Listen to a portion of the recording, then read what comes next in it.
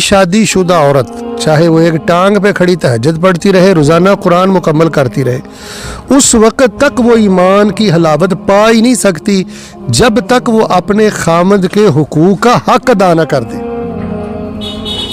لہٰذا کوشش کریں کہ شادی کے بعد اپنے خامد کے حقوق ادا کریں۔ حقوق میں سب سے بنیادی چیز یہ ہے کہ آپ اس کے لیے لباس بن جائیں، اس کی کمی کو اچھالیں نہ، اس کی کوتاہی کو اچھالیں نہ، رشتہ داروں میں اس کو پریشان نہ کریں۔